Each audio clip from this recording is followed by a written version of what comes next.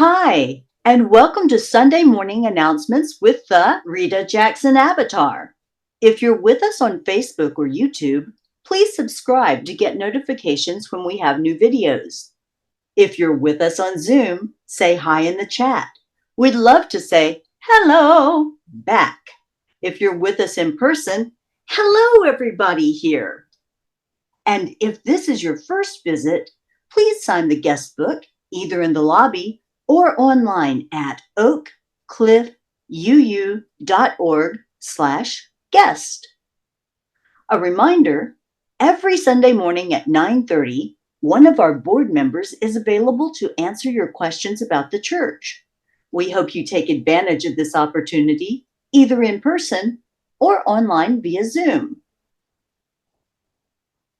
Today, our president, Renée Brill, returns to the pulpit in person with Building a New Way, Experiments in Community and Justice Building. Renée will share the worship ministry's plans for this summer with a focus on rest, renewal, and creativity. We hope you can stick around after the service for Talkback, where we gather in a circle and discuss the service and related topics. For those online, see the Zoom chat at the end of the service for meeting information. Adult Religious Exploration with Sarah Rickey continues with UU Who's Who, a look at UU history makers. This week features Ralph Waldo Emerson. Join us at 11:15 in the Hope Library or on Zoom. At 12:30 today, the worship ministry will meet in Charity North and on Zoom. Anyone who would like to help plan worship services is encouraged to attend.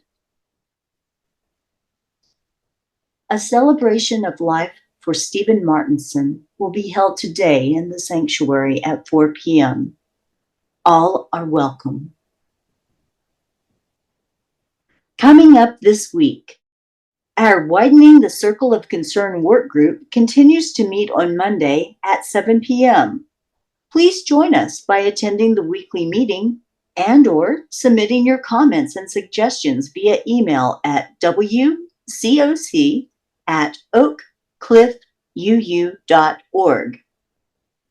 There's a coordinating council meeting this Tuesday at 7 p.m. via Zoom.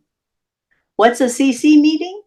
It's an opportunity for our ministry and committee chairs to coordinate their group's activities to keep all the moving parts of the church running smoothly. On Thursday, the Social Justice Ministry Reading Group will meet online at 7:30 p.m. with a book by Heather McGee, The Sum of Us, What Racism Costs Everyone and How We Can Prosper Together. Have you marked your calendar for Oak Cliff Earth Day on April 21st? We won't be here on campus that day. Instead, we will be doing church at 10:45 before the event begins in a grassy area near the fountain. This is a great opportunity to wear your UUCOC t-shirts. We will also have a booth at Lake Cliff Park from noon to 5 p.m., and we will need volunteers. Hope to see you there. Woohoo! Our 2024 pledge drive is in progress. Board members are contacting members, but don't panic, in big friendly letters. It's just a conversation about our commitment to the church, and it helps the board budget for our continuing operations and programming. Keep watching your eBlast newsletter for more info on all of this and more. If you're not receiving the eBlast, just sign up at oakcliffuu.org/enews. What? You signed up but still aren't getting the eBlast? As our tech guy Scott says, don't forget to check your spam folder and make sure news at oakcliffuu.org is in your contacts. Wait! This just in. There's one more thing. We have a member birthday coming up this week. Happy birthday to the incomparable Mavis Belisle. That's it for now. I hope you all have a fantastic, phenomenal, wonderful week. Good morning. Let us light our chalice and begin our sacred work with this prayer from Reverend Linda Susan Ulrich, a minister, writer, musician, and activist dedicated to radical inclusion, deep collaboration, and courageous kindness. We seek our place in the world and the answers to our hearts' deep questions. As we seek, may our hearts be open to unexpected answers. May the light of our chalice remind us that this is a community of warmth, of wisdom, and welcoming of multiple truths. We will be doing a responsive reading here, and so you all join in on the second lines with me. It's We Answer the Call of Love by Julia Corbett Haymeyer. In the face of hate, answer the call of love. In the face of exclusion, we answer the call of inclusion. In the face of homophobia, we answer the call of LGBTQ rights. In the face of racism, we answer the call of justice for all races. In the face of xenophobia, answer the call of pluralism. In the face of misogyny, we answer the call of women's rights. In the face of demagoguery, we answer the call of reason.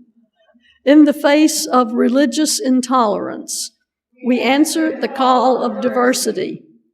In the face of narrow nationalism, we answer the call of global community. In the face of bigotry, we answer the call of open-mindedness. In the face of despair, we answer the call of hope.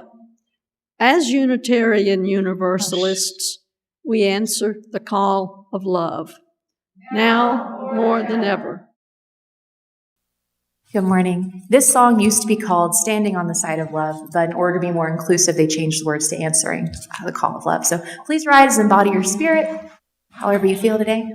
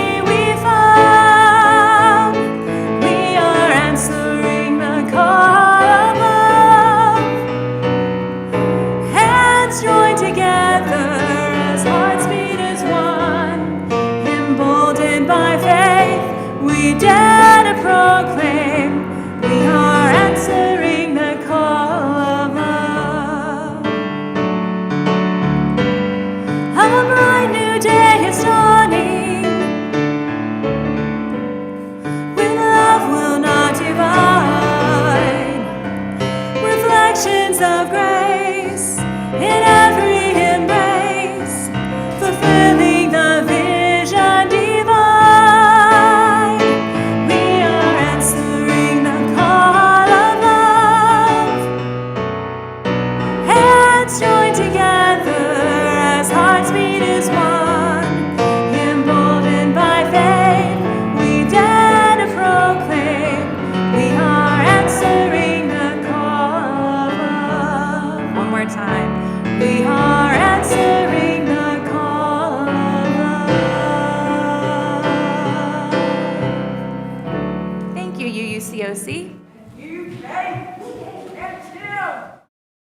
In our community, we take time each week to share what is in our hearts and on our minds.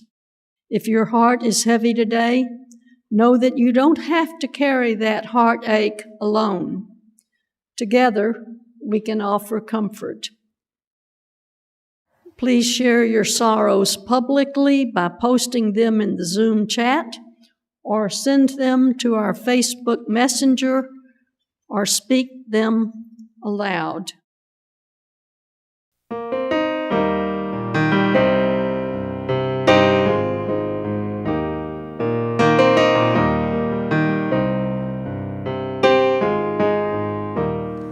When I breathe in, I'll breathe in peace. When I breathe out, I'll breathe out love. When I breathe in, I'll breathe in peace. When I breathe out, I'll breathe out love.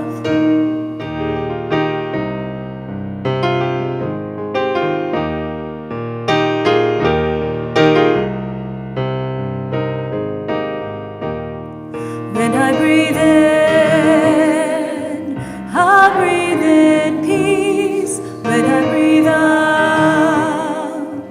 I'll breathe out love. When I breathe in, I'll breathe in peace. When I breathe out, I'll breathe out love.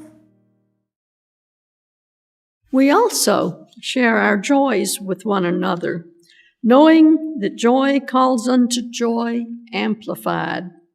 Together, our voices can rise in a chorus of celebration. Please share your joys publicly by posting them in the Zoom chat, or send them to Facebook Messenger, or speak them aloud. Welcome to the UU Church of Oak Cliff. Here, we seek to build a community that what you believe is less important than how your beliefs guide and inform your participation in the world. Ours is a community that strives to value the inherent worth and dignity of every human being. To our returning visitors, we are so happy to have you, that you've joined us again. We know your time is precious, and we're honored to have you here today. We would also like to extend a warm welcome to any of you who are joining us for the first time. We recognize the bravery it takes to come into a new place, and we're glad you're here. Ours is a covenantal church, Latin for come together. Covenant means a solemn agreement or promise from the heart regarding a course of action between parties. The practice of promising to walk together is the core of our faith. Simply put, it is a guide for the behavior we expect from ourselves and each other. We are bound together by the promises we make to one another, and we recite our covenant during every worship service. Because we love one another, we honor each individual's spiritual journey. We celebrate life's abundance in service to each other, our community, and the world. We connect with each other in love, respect, and acceptance. Thus do we covenant together. Porque nos amamos uno al otro, honoramos el viaje espiritual de cada individuo. Celebramos la abundancia de la vida en el servicio entre sí, nuestra comunidad y el mundo. Ponemos en contacto a unos con otros en el amor, respeto y aceptación. Así que hacemos pacto.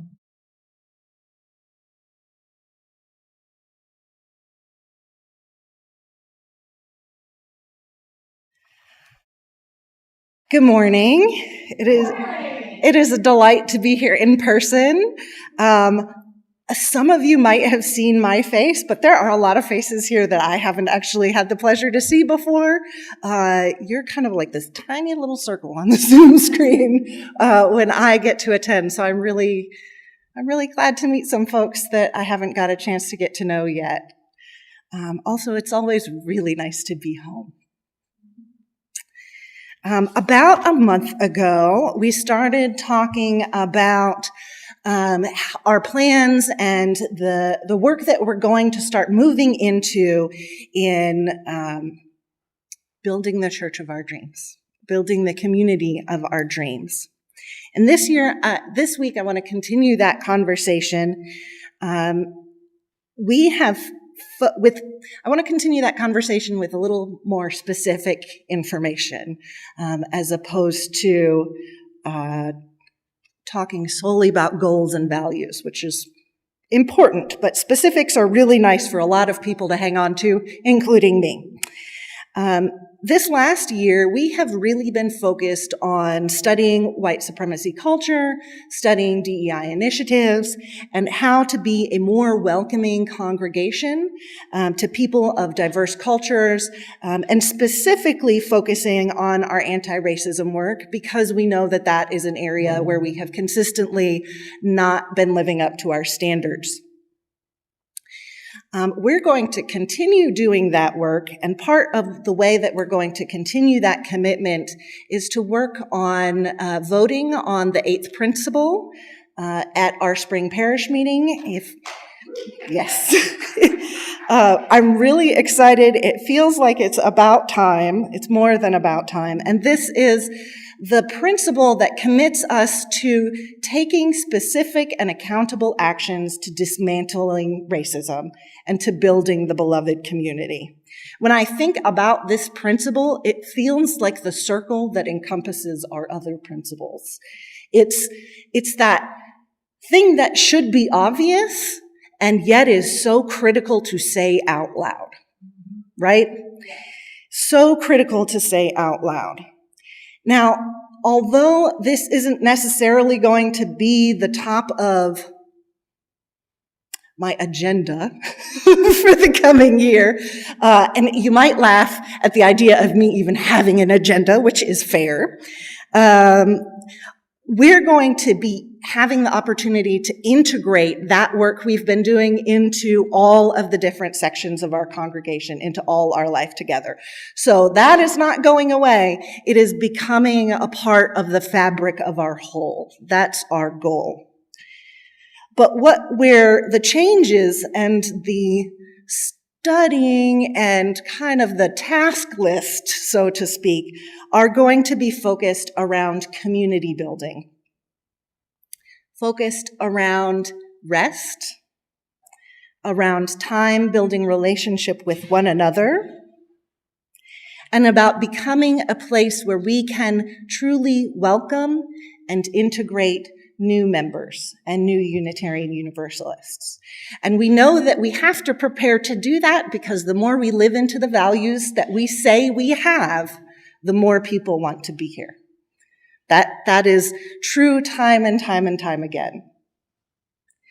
So I'd like to do a little bit of a thought experiment with you. I would like you to think a little bit about what is necessary to be a full member of a congregation in a Unitarian Universalist church. So many of us are longtime UUs, some of us are newer, but what I know about newer folks is that they do a lot of research before they get here.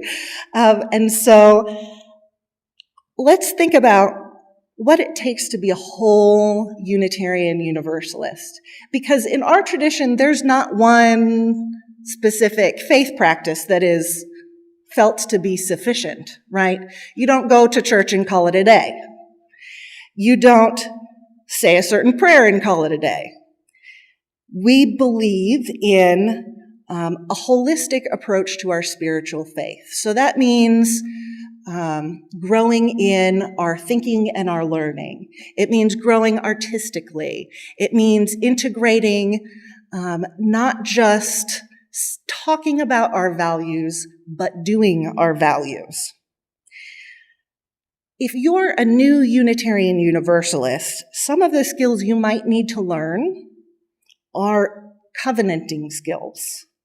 The skills of cooperating and listening with people who are fundamentally different from you and might disagree with you. There are not very many places in the United States today where people who disagree with one another treat each other with kindness and respect.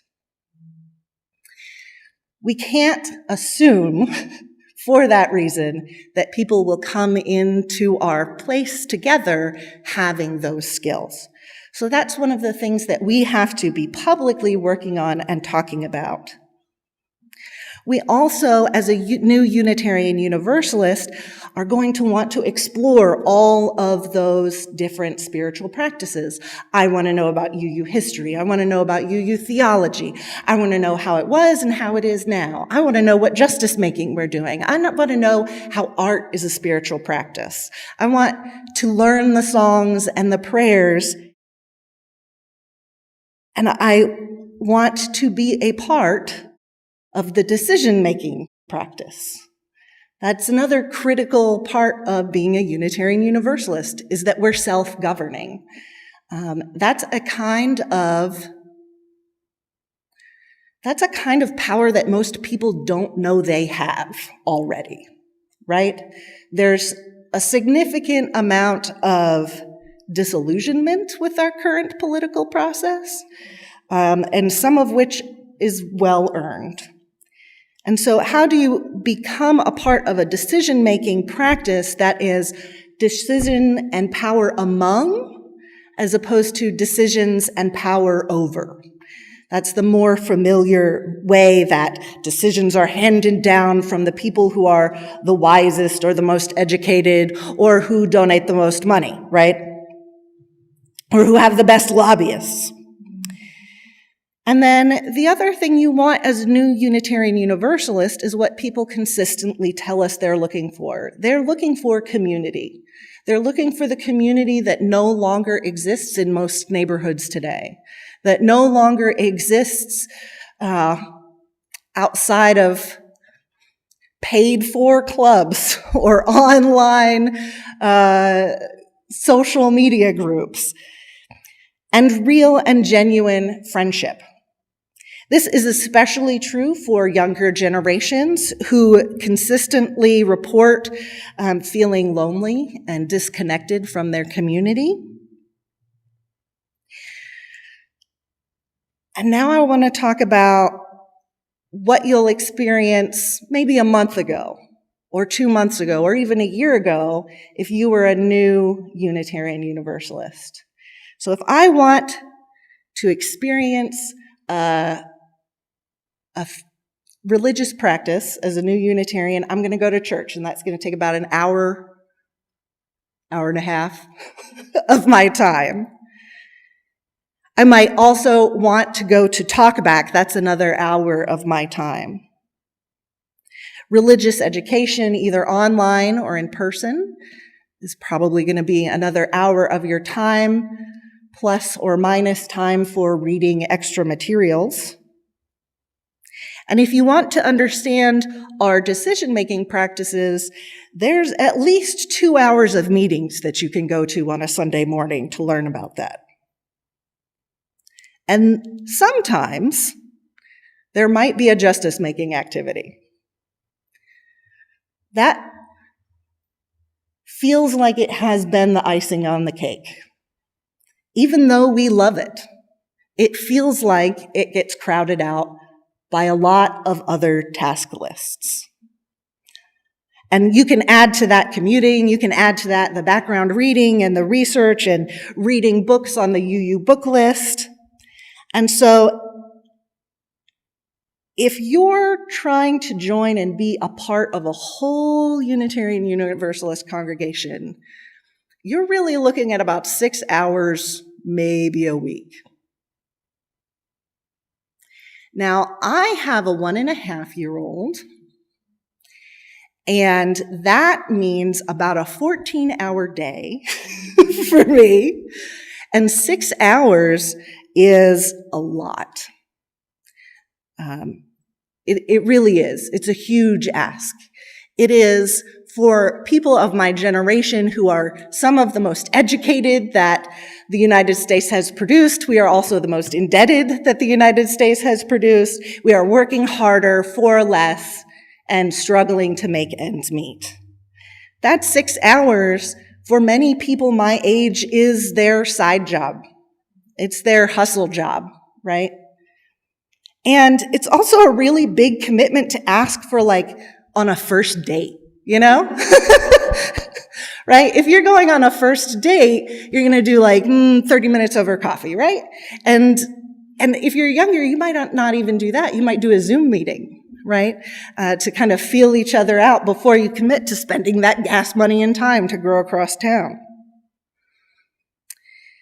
The other thing that you might experience if you come to our congregation is that the people doing the work are very tired, because all of those many hours of work and decision-making are done by not so many people. And so you might feel when you enter that the folks who are already here, they kind of know they got their, we're going to go to worship, and then we kind of bustle off to the next thing, and then we kind of bustle off to the next thing, and we kind of bustle off to the next thing. And there might not be space to actually build relationships with someone you've never known before. So in addition to not being particularly welcoming for outside visitors when we're all distracted by the task list of the next thing, it's also really draining for us as longtime members, as longtime people who've been serving our congregation. The strategy that is being developed, so this is not a said thing, but it is being developed, and I'm trying to bring it to you at a time where you can participate in that process, because we need as many brains as possible. Because I have a 1.5-year-old and a 14-hour day and all of those things, and I'm not the only person with that. We need as many brains with as many different backgrounds as possible to do some of our creative work together. So what the worship ministry has been planning, and in a couple of our other committees, is to switch from our current schedule, which is worship, talkback, or RE, meeting, jazz jam, right? And then also meetings during the week, to a rotating schedule where we don't do the same thing every Sunday. So instead of asking for this giant block of time on Sunday, we want to say, okay, we'll come back next week and we'll do something a little bit different. Right now, what this looks like is a vision of, let's say, on the first week of the month, we plan to do worship as we recognize it today. And then on the next week of the month, we plan to sit, have brunch, and go through a religious education class together. So we have more face-to-face time together, and also people aren't being pulled apart from one different task and one different corner and one different committee. We actually have time to sit and be together. And then maybe the next week, our plan is to do justice making around that topic. So for 1 month, we're looking at a topic of, and I'm going to start with what I think are our suggested topics for this summer. Let's say our topic is mission. And what is our mission statement? What is the mission of our congregation? So 1 week, we might talk about the history of what a mission is and what different congregations have done as mission. The next week, we might look at other organizations, justice-making organizations, highlighting their mission. building relationships with those groups and trying to find ways that we can do justice making together. The next week, we might do worship around mission. And we might also another week choose to rewrite our own mission statement based on what we have learned throughout the week. It seems like a weird way of doing both more and less at the same time, because it is respecting the cycles of ourselves, if that makes sense, right? There's this idea in education, and particularly in pedagogy of the oppressed, where you learn, you study, you act, then you review the act that you did and study again. So you study the problem, you brainstorm a solution, you try to work on the solution, then you kind of go, well, that worked this way and not this other way, and then you keep trying. So this idea of cycles is, I feel like it is in me, but it also lets us be more wholly present together with each specific task, with each specific goal.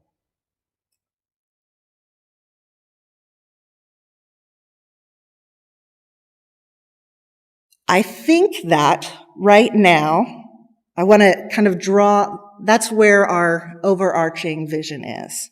What I want to talk about is where we're not so sure about yet. We feel pretty strongly that we want to do worship once a month. We feel pretty strongly that we want to pick a topic of importance to talk about each month, and that religious and justice making needs to be a part of our cycle, a part of our regular commitment, as strong as worshiping, as strong and important as studying the past, must be building a way for the future.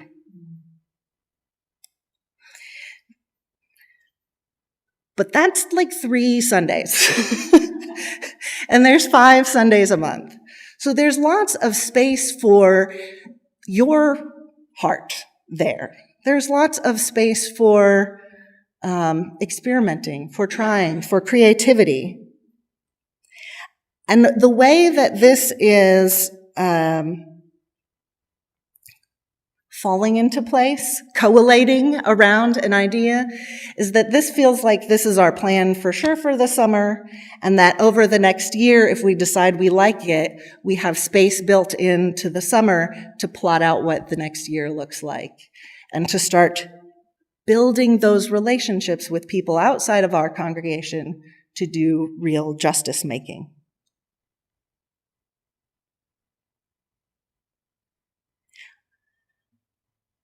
I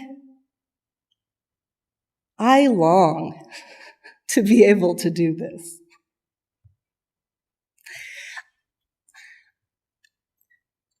The idea that we could sit together and have a meal and like really share and do the deep listening that we do in talkback without missing, without choosing, that's really where I feel like we are.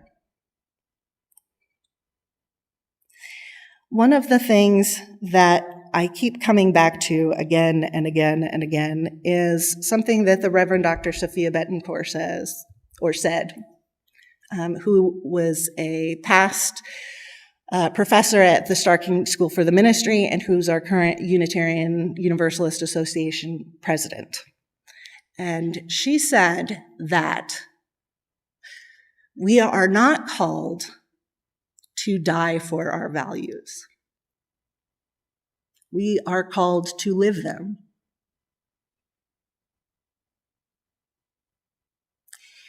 And I feel like we have had this pattern, which exists in society, of burnout, right? We are trying to do everything all at once without actually being able to form the relationships of trust that are needed to practice our faith. So what we are thinking about and what we are working on is how do we live the values that we share each week? In worship, in religious education, in justice making, how do we treat one another as whole human people? Human people who are hungry, human people who have needs of their body to get up and move around, human people that need to celebrate, human people that need to be heard, to be recognized, and to do the work of active hope, of a hope that doesn't just dream, but does the work of making that dream real.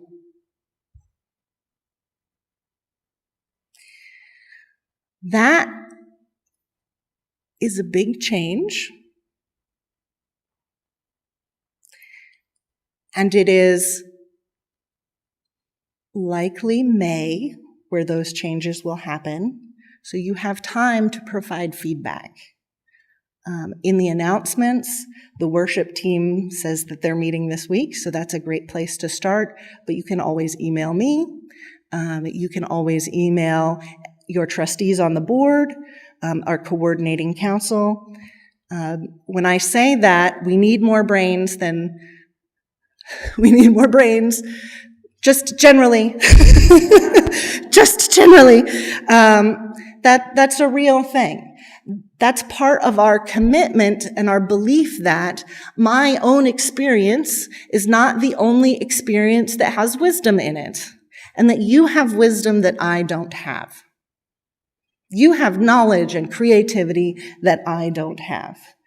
And as we jump into the trust of that practice, I hope that this next summer will give us the space to build those relationships of trust together, to really imagine together who we can become. So over the summer, I feel like the work that we're going to do is on resting, on spending some time together, and it almost feels like a retreat series. Let's talk about mission. Let's talk about covenant. Let's talk about vision, and let's break some bread together. Thank you, and have a beautiful morning.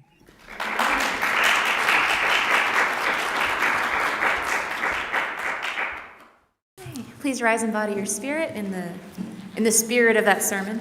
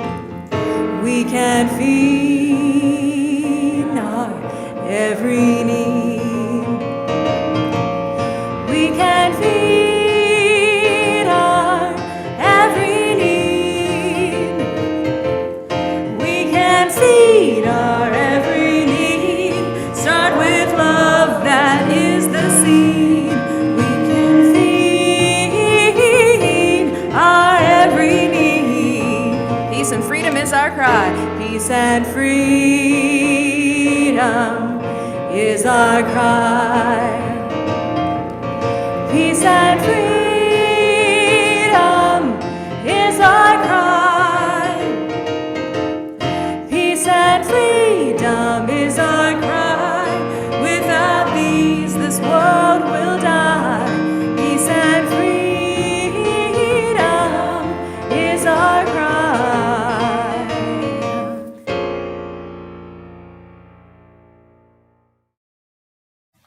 What a bunch of beautiful people. So, beautiful people, as some of you already know, but it bears repeating, and so we repeat it. In the spring of 2021, our congregation here added a second covenant to our weekly worship service. This Widening the Circle of Concern covenant takes its name from a national academic study that was done within our denomination that was published in 2020, having to do with the effects of racism within the denomination. And we've been engaged with the study and work around that since the report was published here at our church. So the words of this particular covenant are in your order of service, and they will appear on the screen behind me. I invite you to recite them with me. We, the Unitarian Universalist Church of Oak Cliff, commit ourselves to the study and dismantling of racism and oppression within our congregation. We commit our congregation and ourselves to the work of anti-racism and anti-oppression. We commit ourselves to listening, to learning, and to action. When we fail, we commit ourselves to trying again and again. We covenant to begin this work and to continue until all of us can truly say that we are a beloved community of justice, equity, and compassion. Thank you. After that covenant, we usually have, and do now, something we call our widening moment, in which we work to uplift voices that we don't hear enough from, and particularly in this congregation, which is still working to become more inclusive and welcoming so that we have a broader diversity of viewpoints and experience and wisdom to go from. I thank Kate, who happened to come across something that she felt was a good thing to highlight. And since I was otherwise preoccupied this week, I wasn't looking myself. So I really appreciate that, Kate. Thank you. So if I stumble and fumble a little bit as I go through this, my apologies in advance. Scott, do we have a photo? Okay, thank you, Scott. See, we often do. There we go. Okay, cool. On the screen behind me is Renée Brill Sherman. She is the founder of We Testify and a longtime abortion rights activist. She has fearlessly shared her story for over a decade and has empowered others to do so through her organization, We Testify, which helps raise the voices of diverse abortion storytellers. They even have an online storytelling media tutorial. As Renée Brill Sherman said in a HuffPost article, "For me, when I had my abortion, I didn't know any other Black women who'd had abortions. When I looked on TV and people would be debating abortion in the news or whatever, it was two white people. Neither were describing my experience or how it connects to the socio-political experiences of Black and brown folks, queer folks, trans folks, immigrants, low-income people in this country. Even when I started sharing my abortion story, the people that I met first were white. I felt like, where are my people? That's when I started to realize that racism and anti-blackness still operate within social justice spaces. That felt important to me, to not only create something where people who had abortions are sharing their stories, but particularly to support all of the folks whose voices are actively pushed out of the conversation. Kate tells me that there is a lot more amazing information available about Renée Brill Sherman, and suggests that we all check out a video, which we aren't going to share here on the thing, but we're going to link online and make available that way for y'all to watch. The video does not address the current Texas ban situation, but there are also follow-up videos afterwards on Life After Roe, and Kate has provided some written information on how to find and support We Testify, and that information's out in the lobby. And the video to be looking out for is called Abortion Storytellers Want You to Know. So, be on the lookout for that link coming your way. Check out the literature that Kate has provided. And remember that in abortion and all things, none of us knows every story. Most of us only know our own stories, our own points of view. But one of the reasons this is the place I've been for 10, 12 years is I know that it is a fundamental value here to be curious and open and willing to listen and learn from other people's stories. Thank you. The gifts you make to our weekly offering or through your annual pledge represent far more than lines on a spreadsheet. Your contributions are a tangible commitment to the mission and vision of this congregation. The offering is an affirmation, a yes when we give. We say yes to something we value. With our gifts freely given, may we say yes to the values of our faith. Members, if you are contributing cash towards your pledge, please use an envelope from the basket and write your name on it. To text your donation, see the number on your order of service, 214-225-5996.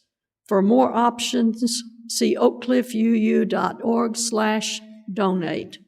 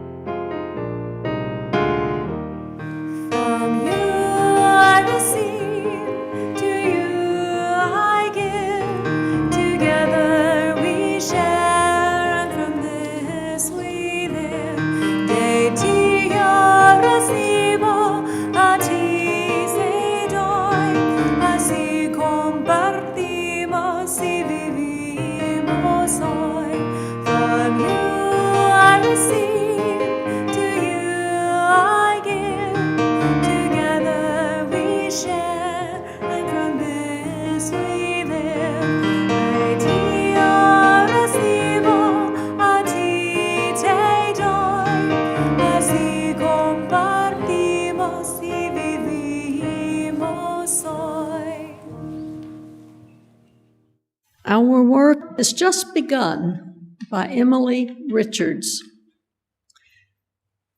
Please take a moment to become present, to pause and to notice how you are in this moment.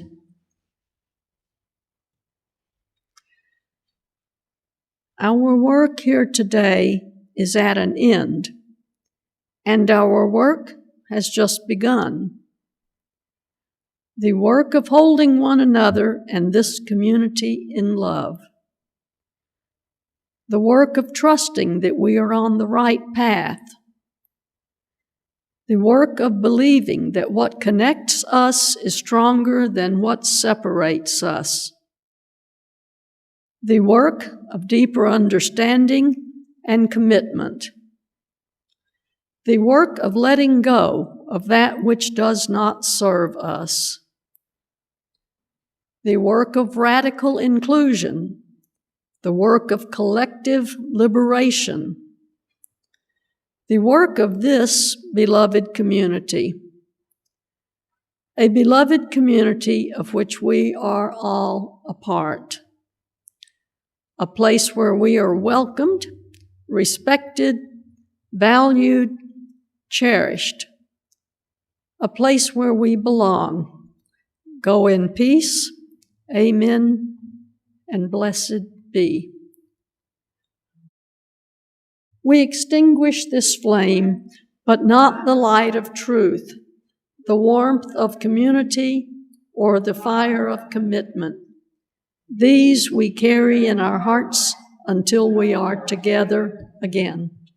Extinguimos esta llama, pero no la luz de la verdad, el calor de comunidad o el fuego de nuestro compromiso.